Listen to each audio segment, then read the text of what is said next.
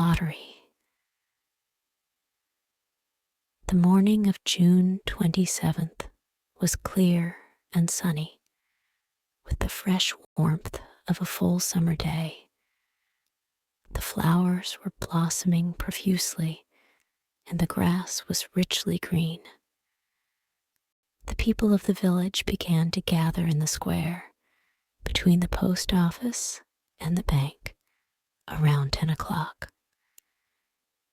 In some towns, there were so many people that the lottery took 2 days and had to be started on June 26th. But in this village, where there were only about 300 people, the whole lottery took less than 2 hours. So it could begin at 10 o'clock in the morning and still be through in time to allow the villagers to get home for noon dinner. The children assembled first, of course. School was recently over for the summer, and the feeling of liberty sat uneasily on most of them.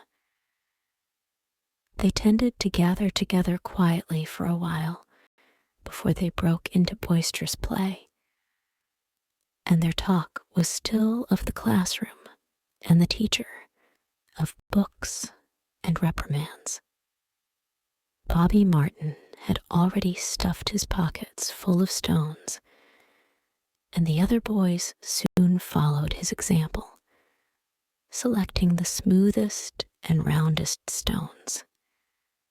Bobby and Harry Jones and Dickie Delacroix, the villagers pronounced this name Delacroix, eventually made a great pile of stones in one corner of the square and guarded it against the raids of the other boys.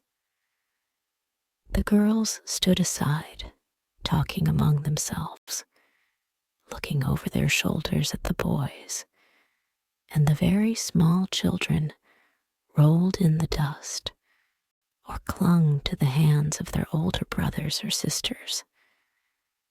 Soon the men began to gather, surveying their own children, speaking of planting and rain, tractors and taxes.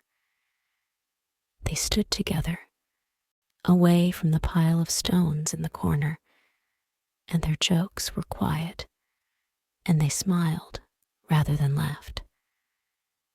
The women, wearing faded house dresses and sweaters, came shortly after their menfolk. They greeted one another and exchanged bits of gossip as they went to join their husbands. Soon the women, standing by their husbands, began to call to their children, and the children came reluctantly, having to be called 4 or 5 times. Bobby Martin ducked under his mother's grasping hand and ran, laughing, back to the pile of stones. His father spoke up sharply, and Bobby came quickly and took his place between his father and his oldest brother.